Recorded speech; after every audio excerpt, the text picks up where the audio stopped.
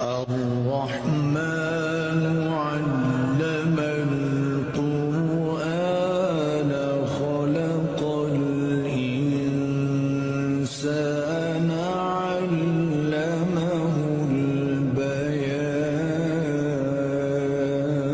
البيان الشمس والقمر بحسبان